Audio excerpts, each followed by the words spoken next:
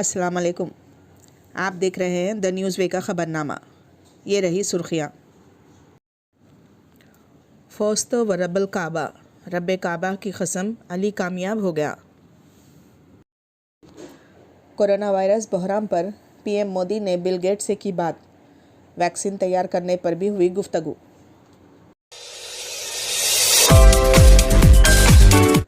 10ویں جماعت کے امتحانات، تلنگانہ ہائی کورٹ میں سماعت۔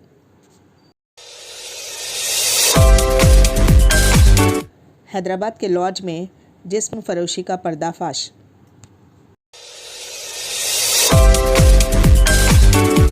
حیدرآباد میں تیندوے کی تلاش جاری۔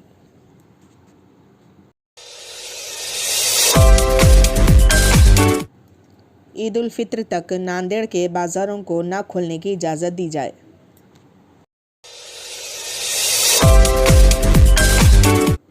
الہ آباد ہائی کورٹ نے اذان پر پابندی لگانے کے حکم کو غیر قانونی قرار دیا۔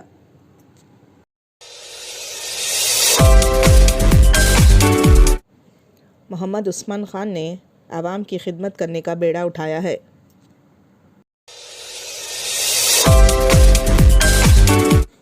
اب خبریں تفصیل سے۔ آج تاریخ انسانی کے عظیم سپہ سالار، فاتح خیبر، باب العلم، داماد رسول اللہ حضرت علی صلی اللہ علیہ وسلم کی شب شہادت اور شب قدر ہے۔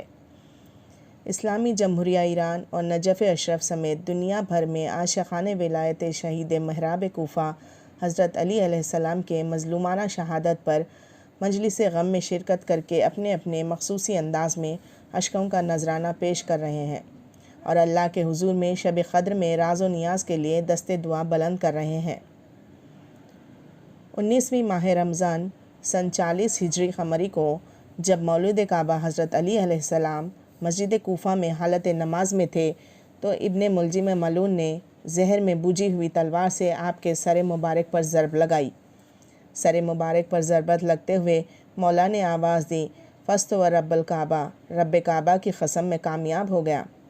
19ویں، 21ویں اور 23ویں ماہ رمضان المبارک کی شب قدر کہلاتی ہیں اور مومنین ان راتوں میں اللہ کے حضور میں دعائیں اور راز و نیاز کرتے ہیں اور ساتھ ہی مولا کائنات کے ایام شہادت پر ان کا غم بھی مناتے ہیں۔ شب قدر اس رات کو کہتے ہیں جس پر پورے سال کی راتوں میں سب سے افضل ہوتی ہے۔ اس رات میں بندوں کی تقدیر لکھی جاتی ہے اور اس رات میں خلوص کے ساتھ مانگی گئی دعائیں بھی ضرور قبول ہوتی ہیں۔ اسلامی جمہوریہ ایران، عراق، پاکستان اور ہندوستان سمیت دنیا کے مختلف ملکوں میں بھی آج شب شہادت امیر المومنین حضرت علی ابن ابی طالب اور شب قدر انتہائی عقیدت و احترام اور خاص و روحانی ماحول میں منائی جا رہی ہے۔ فاتح خیبر مشکل کشا حضرت امام علی علیہ السلام کے شب شہادت کے مناسبت سے دا نیوز وے نے اہل بیت اطہار علیہ السلام کے تمام چاہنے والوں اور اپنے تمام سامعین و ناظرین کے خدمت میں بادل مغموم و تعزیت اور تسلیت پیش کرتے ہیں۔ کورونا وائرس کے بڑھتے ہوئے پھیلاؤ کو لے کر وزیر اعظم نریندر مودی نے مائیکروسافٹ کے بانی اور گیٹس فاؤنڈیشن کے چیف بل گیٹس سے بات چیت کی۔ یہ لمبی بات چیت ویڈیو کانفرنسنگ کے ذریعے ہوئی۔ پی ایم مودی نے اس دوران کورونا سے لڑنے کے لیے ان کے سجھاؤ بھی مانگے، ساتھ ہی انہیں یہ بھی بتایا کہ ہندوستان کیسے کورونا وائرس کے خلاف جنگ لڑ رہا ہے۔ اس کے علاوہ کورونا کوئی ویکسینز پر بھی بات چیت ہوئی۔ دونوں نے ساتھ کی بات کی۔ ویڈیو کانفرنسنگ کے ذریعے پی ایم مودی اور بل گیٹس نے اس بات پر اتفاق ظاہر کیا کہ عالمی کوششوں میں حصہ داری کرنے کے ہندوستان کی خواہش اور صلاحیت کے مد نظر یہ اہم ہے کہ عالمی وبا کورونا وائرس کووڈ-19 کو لے کر رد عمل کر کے کوارڈینیشن کے لیے عالمی چرچے میں نئی دہلی کو شامل کیا جائے۔ پی ایم مودی نے صحت کے بحران کے خلاف لڑائی میں ہندوستان کے ذریعے اپنائے گئے شعوری انداز کے خاکے بھی پیش کیے۔ وزیر اعظم نے ٹویٹ کیا کہ بل گیٹس کے ساتھ تفصیل سے بات چیت کی۔ ہم نے کورونا وائرس سے لڑنے کی ہندوستان کی کوشش، کووڈ-19 سے نمٹنے میں گیٹس فاؤنڈیشن کے کام، ٹیکنالوجی کے کردار، جدت طرازی اور بیماری کے علاج کے لیے ویکسینز کی تیاری سے متعلق امور پر تبادلہ خیال کیا۔ تلنگانہ حکومت نے ہائی کورٹ سے 10ویں جماعت کے امتحانات کے انعقاد کی اجازت دینے کی درخواست کی اور اس سلسلے میں فوری طور پر قانونی چارہ جوئی کی اپیل کی ہے۔ ایڈوکیٹ جنرل پرساد نے ویڈیو کانفرنس کے ذریعے ہائی کورٹ میں اپیل دائر کی۔ طلباء کے مستقبل کے پیش نظر امتحانات کے انعقاد کی اجازت دینے ہائی کورٹ سے اپیل کی گئی، جس پر ہائی کورٹ نے کہا کہ ڈاکٹروں کے مشورے سے اقدامات اٹھائے جائیں گے۔ ہائی کورٹ نے کہا کہ اس معاملے کی سماعت 19 مئی کو ہوگی۔ حیدرآباد کے ایک لاڈج میں جسم فروشی کا دھندے کا پردہ فاش ہوا ہے۔ 40 سال رگھویندر ریڈی کے آٹو نگر میں ایک لاڈج ہے۔ گزشتہ کچھ دنوں سے وہاں خوابہ گیری کا اڈہ چلایا جا رہا تھا۔ پولیس نے دھاوا کر کے لاڈج کے مالک سمیت گاہک اور ایک خاتون کو گرفتار کر لیا۔ محکمہ جنگلات اور پولیس ملازمین کی جانب سے تیندوے کی تلاش کا کام جاری ہے۔ تیندوا جمعرات کو شہر کے میلاٹ پلی علاقے کے کانٹے دھن برج کے قریب آرام کرتا ہوا پایا تھا، جو زخمی حالت میں تھا۔ جب ہجوم اس کو دیکھنے کے لیے جمع ہو گیا تو اس نے اچانک سڑک پار کر لیا اور فارم ہاؤس میں چلا گیا۔ محکمہ جنگلات و عہدیداران کا ماننا ہے کہ وہ قریبی کھیتوں میں چھپا ہوا ہے۔ پولیس نے 24 CCTV ٹریپ کیمراز لگائے ہیں تاکہ اس تیندوے کا پتہ چلایا جا سکے، جس نے فرار ہونے سے پہلے ایک لوری ڈرائیور پر حملہ کرتے ہوئے اس کو زخمی کر دیا تھا۔ حکام نے قریبی علاقوں میں رہنے والوں کو مشورہ دیا ہے کہ وہ اپنے گھروں سے باہر نہ نکلیں۔ کل جماعتی تحریک ناندیڑ کی جانب سے ضلع انتظامیہ سے مطالبہ کیا گیا ہے کہ عید الفطر تک شہر کے مارکیٹ و بازاروں کو کھلنے کی اجازت نہ دی جائے۔ ضلع کلکٹر کو کل جماعتی تحریک کی جانب سے ایک محضر پیش کیا گیا ہے، جس میں کہا گیا کہ ناندیڑ شہر میں کرونا وائرس کے متاثرین کی تعداد میں دن بدن اضافہ ہوتا جا رہا ہے۔ اس طرح مہاراشٹر کی صورتحال بھی سنگین ہے۔ اس صورتحال میں شہر میں مارکیٹ اور بازار کھولنے کی اجازت دے دی جاتی ہے تو بازاروں میں بڑے پیمانے پر ہجوم ہو جائے گا اور سماجی دوری کی دھجیاں اڑ جائیں گی۔ دیکھا جا رہا ہے کہ 80% کورونا متاثرین میں کورونا کی علامتیں ظاہر نہیں ہوتی ہیں۔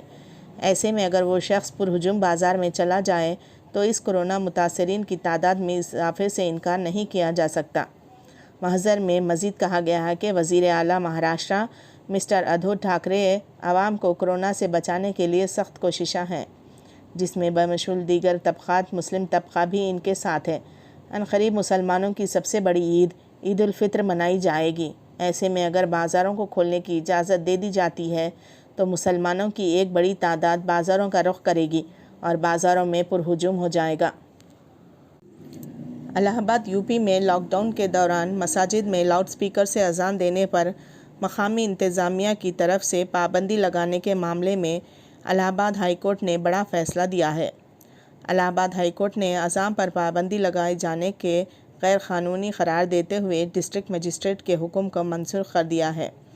ہائی کورٹ نے اپنے فیصلے میں کہا کہ مسجدوں میں اذان دینے کا معاملہ مذہبی آزادی سے جڑا ہے، لہٰذا مسجدوں میں اذان دینے سے کسی کو نہیں روکا جا سکتا۔